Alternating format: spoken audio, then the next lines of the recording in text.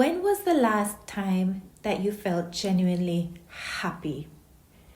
Not grateful, not blessed, not content, not making the best of things, but genuinely, truly happy. I'm talking about the kind of happiness where like your whole body just sighs in delight and your entire being feels like one gigantic smile. Or it's the joy of that just feels serene and calm and peaceful, but just deeply joyful. Well, if you cannot remember such a time, or if you're scared to even think back that far, then you're exactly who today's episode is for. Because you very well might be living a life that looks great from the outside. Meanwhile, your soul is slowly suffocating from lack of joy. So let's talk about why you don't know what makes you happy anymore and how to discover what does.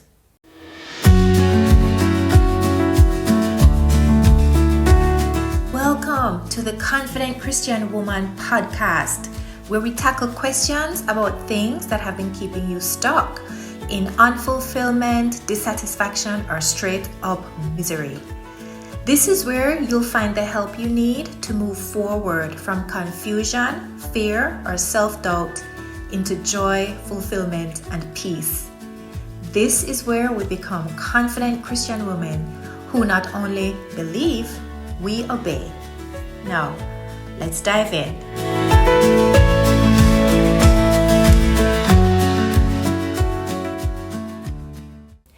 Our question today is, how do I figure out what makes me happy when I have no clue where to start? Well, most of us don't just lose our happiness all at once. We tend to lose it in pieces. And it might be a compromise here or a should there or a dream that you shove to the darkest corners of your mind because you're afraid of how other people might judge it, right? Maybe it's a desire in your heart that you shush because you've labeled it as unrealistic or impractical or selfish or not what a Christian should want. Until one day you wake up in a life that maybe looks nice, but it feels alien. And you're completely at sea about what you even want anymore or what brings you joy. Well, that's exactly where I was. I had the big corporate title, the good-looking long-term relationship, and a house on the hill overlooking the city with the fancy car parked in the driveway. I was in the quote-unquote right social circles with the right friends living the right life. But behind the facade of all of that, I was completely lost and miserable and pretending like I wasn't. And I kept doing things to try and mitigate my misery. From like doing gratitude practices to, I used to escape into novels. I used to just escape into romance novels because then I didn't have to think about how miserable I was. But no matter what I tried, absolutely nothing worked. Zero of the things that I tried worked. And I'm telling you, I tried countless things over many years. None of it worked. And the reason why it didn't work. The reason why none of it worked, I'm going to tell you why. Because it's probably the same reason why you're feeling kind of low-key, lost and miserable as well. If you do not know what delights you anymore, it's likely for one of three reasons. Like I found that in my own life, it was for one of three reasons, or maybe a combination of them, like it was for me. And we're gonna talk about each one of them one by one now. All right. So the first one is that you've been living by other people's definitions of happiness. And like also I can throw success in there because a lot of times our feelings of success can be tied to happiness, our feelings of happiness, right? But sometimes they're not, because I looked very successful in my life, but I was miserable. it turns out that my definition of both happiness and misery and happiness and success were very skewed. But yeah, that might be the first reason why you've lost touch with joy, or you don't even know what it is that brings you joy anymore. Maybe it's definition of happiness from your parents or your church community or your culture, your society, maybe your partner, maybe your co-workers, maybe even your own past expectations, like some expectations that you set up for yourself that maybe you don't even know where they came from. You just like somehow adopted them. Somewhere along the way, you internalized a definition of happiness that had nothing at all to do with who God actually designed you to be and the life He actually designed for you to live. That was certainly true in my life. The second reason might be that you have lost touch with your desires. And this might sound redundant, like, yes, I have lost touch with my desires. That's why I don't know what brings me joy anymore. But I'm talking about your real, true, down deep desires. I'm not talking about the holy sounding desires that, everybody spouts, or the ones that sound acceptable in your social group or your family. The truth is that we often stop wanting what we truly want, or we tell ourselves that we don't want it anymore because wanting it has disappointed us before, or because wanting it makes the people around us feel uncomfortable because they don't know what to do with that, or because wanting it can feel dangerous because what if we don't get it, right? So we bury our real desires in order to stay accepted in our family or our friend groups, or to keep ourselves safe from disappointment. And we lose touch with the desires of our hearts, the desires that God gave us or has given us. And we just about forget them. Like we just forget about what we even wanted in the first place. Can't put our finger on it. Don't even have an inkling anymore. They're hidden so deep. We push them down so deep, or they're so far away that we can't even begin to put our finger on it. All right, the third reason might be that you are afraid of the answers that could come up. And this one is big. This one is really big. Because what if the answers that you find to the question of, well, I don't even like what makes me happy anymore? What if those answers require you to change things that you're scared to change? Or to be honest with yourself, like actually honest, or to disappoint certain people, or to let go of something that is comfortable, or to trust God in a way that actually stretches you, which is very uncomfortable. Sometimes the reason why you cannot figure out what brings you joy, what makes you happy, is that you're not ready to face the real answers because you're scared of what it might cost you to wake up and pay attention in your own life. But let me ask you, what is staying miserable and resisting doing the work of digging into those hidden corners of your mind costing you? What is it costing you? Consider that. Even so, before we start to dig into discover or maybe rediscover for you what truly brings you joy, I have two warnings for you, okay? We're going to talk about how to discover or rediscover those things, but I have two warnings for you first. First, let me warn you to not be tempted to go looking for your answers in other people's lives, all right? The way that your friends or your family find joy might very well drain you. What makes your partner light up may bore you to tears. What brings a thrill to your siblings may feel like punishment to you. So don't try to copy other people's ways of finding joy and filling their lives with joy. those things may very well not work for you. And I'm not only talking here about things like hobbies, okay? I'm talking even about career choices. Okay, the second warning is don't diminish your desires because you think they look small or silly or unspiritual or impossible. That's you abandoning yourself and judging how God made you. Also, I bet that if you dig into why you would label any of what comes up as small or silly or unspiritual, it's because you're comparing yourself or the dreams that God has given you to other people and their dreams. I have said it before, and I'll say it as many times as I need to. Comparison is a loser's game that you just cannot win. One way or the other.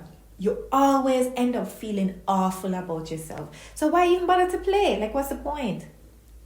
As long as it does not go against the word of God, let whatever comes up be what it is, without judging it or diminishing it or comparing it to someone else's interests or hobbies or life. All right?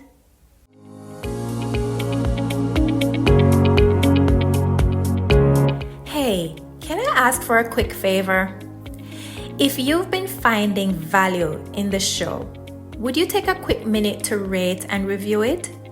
Your rating and review help more women find the podcast and start getting unstuck. Thanks for being a rock star. Now, let's get back to today's episode. So, now you know the reasons why you have lost touch with what it is that brings you joy, makes you happy. So now, how do you actually get back in touch with that? How do you actually rediscover that, right? Well, let's break this down in a way that I wish someone had done for me when I was trying to figure this out myself. The truth is that if you want to know what makes you happy, you need to take a journey inward and get the answers that you're seeking from God and yourself, because you and He are the only ones who know what would unleash true joy in your life. Nobody else knows that except God and you. So what I'm about to give you are 3 simple strategies. They're simple, but they can be very powerful for finding the best answers for you. You can use any of them. You can use one of them. Just do what works best for you, okay? So let's go now for our 3 strategies. The first strategy is visit happy future you. All right, now to do this, I'm going to explain what this is, but just to do this, get somewhere where you won't be disturbed for several minutes, maybe like 15 or 30 minutes, okay? Just give yourself that space. Have a journal or a sheet of paper with you. And if you decide to use the notes app on your phone, make sure to put your phone on do not disturb before you start, so that notifications don't distract you while you're doing this exercise. Actually, you know what? Just put your phone on do not disturb, even if you're not using the notes app on your phone. Whatever you're doing, just put your phone on do not disturb, because you don't want any distractions during this time, okay? All right, so you're in your quiet space. The first thing to do once you have created that distraction-free time and space for yourself, remember, just 15 to 30 minutes. First thing then is to ask the Holy Spirit to guide your imagination. All right?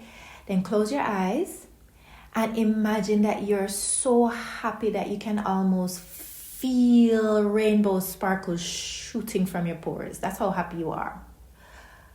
Answer these questions. Where are you? What are you doing? What are you not doing? Who's around you? Maybe it's a specific person or persons, or it might be a type of person, right? So it doesn't have to be somebody specific, but it may be a type of person. Who is not around you?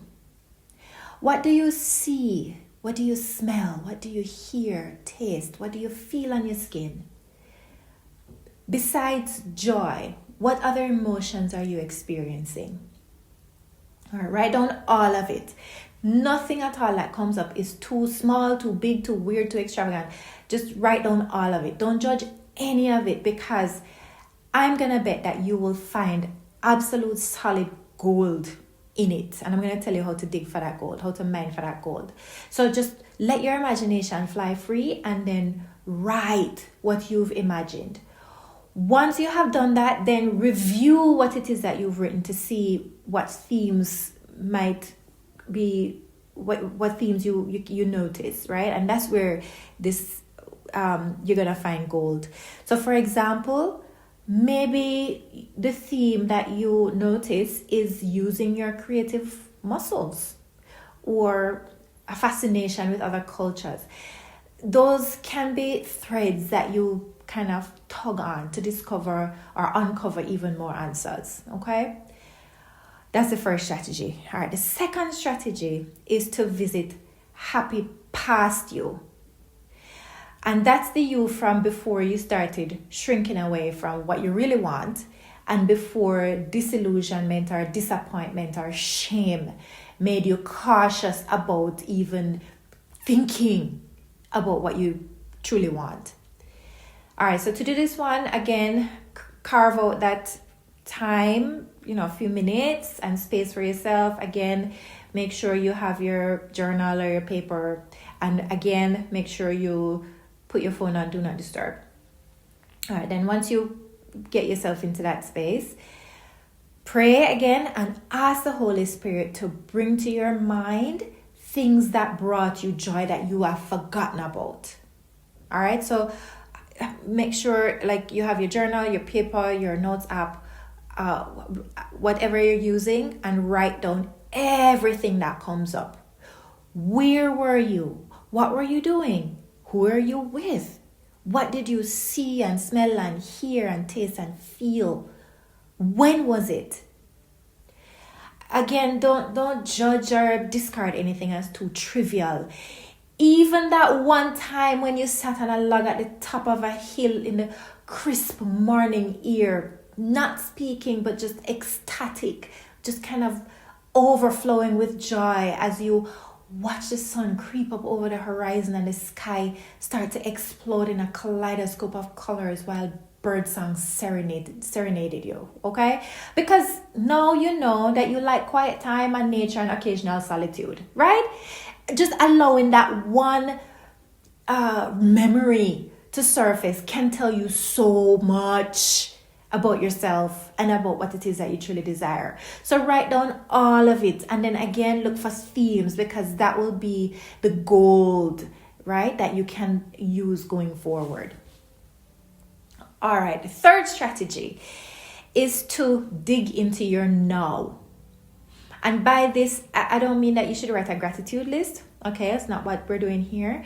What you're looking for in this exercise is a quick win. You're looking for something easy and fast by just digging up one gem that currently brings you even a tiny spark of real joy. It can be as simple as a quiet moment alone, or a certain type of work task, or a hobby that you haven't done for a while or want to do more of, or a type of conversation that energizes you, or a place where you feel at peace and filled up. You might find one tiny spark that you can then fan into a flame. All right, so those are 3 strategies that you can use to begin to unearth truth, and the type of truth that can show you where joy for you can be found. Okay? Now, once you have done this work and have started to find answers that feel like they fit you, you need to be aware of a couple of things. I'm going to give you 3 things. This is it. We're doing 3 in this show, in this episode. Anyway, I'm giving you 3 things that I want you to just stay aware of. The first thing is to be careful of people's judgments about your new interests, okay? you're going to need to guard your ideas like the precious gift that they are, because the people in your life may have opinions about what comes up for you, about those ideas, that could kill them before you even start exploring them. All right, so be careful about other people's judgments. Be protective of your ideas. I'm not saying hide them, but I'm saying don't allow people's opinions about them to taint what they could become. We don't know yet for sure what they will be, if you'll keep them, but don't let whether or not you keep them or explore them be determined by other people's opinions. All right. Second thing I want you to kind of stay aware of in, once you start getting answers, is choose just one answer from your list of whatever you come up with, and then just go all in with it. Do you want to paint? Then enroll in an art class, or maybe a local community college, an art course in a local community college. Do you want to travel? Then choose one place that you've had a longing in your heart to visit, and book the ticket, or start saving specifically to go there. Like, open an account that is your account for where you put away the money for this specific trip. Or if it's not feasible for you to open an account, earmark the money in some way. Just the point is to start exploring the things you have come up with one at a time, and don't let them just stay wishful thinking on a piece of paper. That's not the point. The point here is not just to make a list. The point is to open up your imagination, make that list, and then begin to do things. Take action. All right, the third thing is that I want you to be aware of is that things don't always go exactly as planned. Okay, just expect that and be okay with it. And then when one thing doesn't work out at all, or doesn't work out the way that you expected it or wanted it to, then you can pivot or change and keep going. All right, so just keep that in mind. I think back to that time when I felt like my work didn't fit anymore, my relationship certainly didn't fit anymore, and in fact my whole life didn't fit anymore. At that time, my emotional health was in shambles. I didn't even realize it, but it was. I didn't realize it until afterwards, but my emotional health was in a complete shambles. And none of the hobbies, the self-help books, the shame-inducing gratitude practices that I tried, none of it worked. I felt confused and just at a loss to discover true joy for myself. I saw other people around me who looked like they were joyful in their lives, but I didn't have it for myself, and I didn't know how to discover it. I didn't know what I wanted to anymore, and much less how to get it. And anyway, I felt too stuck and too lost to discover it, right? I felt like I had made certain choices, and there was no going back on those choices because those choices could not coexist with the dreams, the dreams that I had hidden so deep in my heart that I almost forgot about them. Well, I can tell you from personal experience that all of those are lies. You are not too old, too stuck, too lost, too late, to anything to unleash true joy in your life. You are just not. It's all lies. The answers that you are looking for are waiting for you. And the truth is that you are one honest moment away from discovering them or rediscovering them the way I did. If you get with God and yourself in true submission and open honesty and with a non-judgmental heart, you will absolutely come up with your own customized answers that have the potential to bring you joy like you have never experienced before. I'm telling you this from personal experience. And because I know that from personal experience, I'm super excited for what you will uncover when you do this, when you put into action what we have talked about here today. So, if you do, when you do, please email me and let me know what you uncover so that I can celebrate with you. I'm really excited to do that. My email address is in the show notes. If you're listening, it's Christine at Christine. Well, obviously you're listening. It's a podcast. I mean, if you're like driving or something where you can't take a note. All right. Anyway, my email address. Okay, I'm just realizing what I said made no sense. But please forgive me. I'm not gonna edit this out because I can't wanna. Anyway, just email me at christine@christinebolt.com, and it's Christine with a K, not CH. But I'll put it in the show notes for you. All right. Let's celebrate the answers that you find together.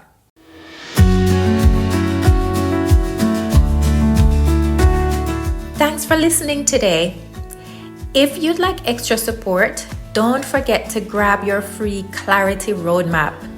It's a free guide that's designed to give you a quick jump start out of feeling stuck. Remember, you don't have to have all the answers. You only need your one next step. And this free roadmap is a great place to start. You'll find the link in the show notes.